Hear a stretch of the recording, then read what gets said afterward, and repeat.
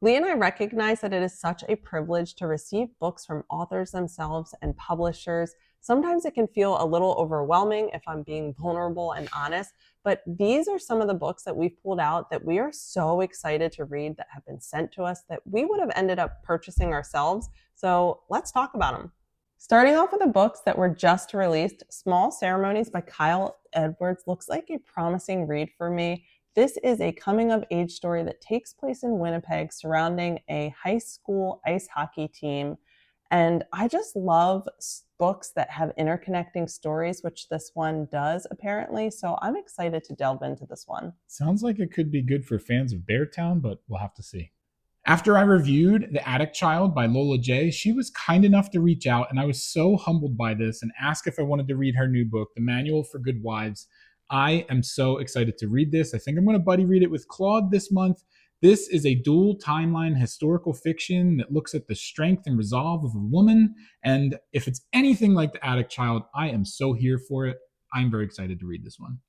This next novel actually comes out this week. The Red House by Mary Morris looks very interesting, and I'm excited to read this one. This is a story about a family's unsolved mystery, and it weaves a coming of age story into it, as well as giving you a little lesser known piece of World War II history. I always find it so interesting. The author also included a note in this book about why she wrote this novel, and I just think that that's such a neat piece of information to have. I'm so excited and definitely going to prioritize this one. The Starving Saints by Caitlin Starling comes out on May 20th, and this looks really interesting. I'm going to read you the blurb that is included in a little handout here. It says, a sapphic horror fever dream set in a besieged castle, the Starving Saints. And something else cool that came with this, there's a little postcard with a pretty cool drawing on it. And also it says on the back, eat or be eaten. And this seems right up my alley. Very excited to read this one. This next book I just got excited about because Lee reread me the back of the book. The Scrapbook by Heather Clark comes out June 17th, and this is the historical fiction novel that I feel like I've been waiting for. You follow a young girl, Anna. She is a student at Harvard. She falls in love with a German student. They kindle this flame. They fall in love, and then they start to unravel the past of both of their grandfathers and the role that they played in World War II. I'm so excited for this one. Sounds great, honestly. To be released on July 15th, Jamaica Road by Lisa Smith is about two young friends. This takes place, I think, in 1981 and spans a decade.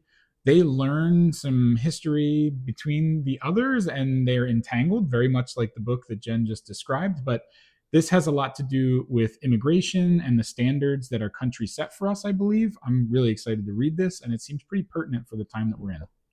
This next book is bringing us full circle. Lee and I both read Fever Dream a year, maybe over a year ago, by Samantha Schweblin, and that book had us losing our minds, literally trying to figure out what was going on. We were confused, excited. But it was super good. We all of the feels. Yeah. And I'm so excited to read her short story collection that's coming out September 16th called Good and Evil and Other Stories. This is a translated work, and I'm just going to read this blurb on the back because if it's anything like Fever Dream, it's going to be wild. 6 lucid, strange, and supple stories to lure us into the shadows so that we may confront the monsters of everyday life ourselves. Sounds perfect. I do not find myself reading a lot of thrillers these days, but one that I read last year that stuck with me, and I thought the writing was amazing because it gave different perspectives and was just different, was Clemence Michelon's The Quiet Tenant. We received Our Last Resort, which is her new novel to be released on July 8th, and I'm very excited to read this. There's a little bit of cultish vibes, I think. There's an investigation of an unaliving, and it involves siblings, so this could be really awesome, and maybe Jen will read this one. Last month, I received the ARC for We Love You, Bunny by Mona Awad, which is the prequel/sequel to Bunny, which that just means, there's some weird stuff going on in there. And this month, I received the edition that is finished. It doesn't come out until September, but I just love that they sent me the one with the final cover and the synopsis on the back. I am so excited to read this. And now that we have 2 copies, we can read it together.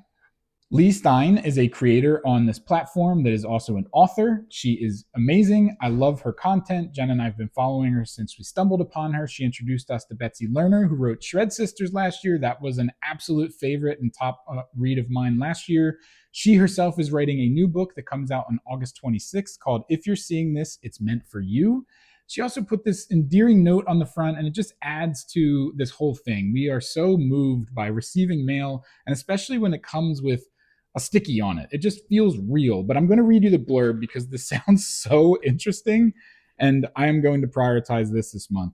Fates collide after a Terra influencer disappears from a decaying Hollywood mansion in this unnerving gothic mystery and audacious social comedy from the acclaimed author of Self-Care.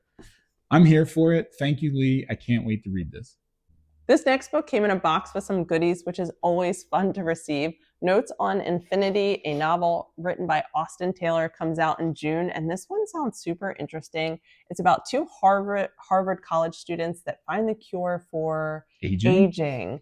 And this asks the question, how far would you go to achieve your dreams? So it sounds super interesting, and the little goodies that came inside. Yeah, so they sent this cute little notebook, which my daughter's already claimed ownership of. She was asking for it this morning. Some coffee, which we love in this house. I will absolutely use this. And a little candle. And a little candle. Natural soy scented candles from, Senti. So, out of the books that we talked about, are there any that you yourself are excited to read, or are there books on the horizon that you've been sniffing out and can't wait to get in your hands? Let us know in the comments below.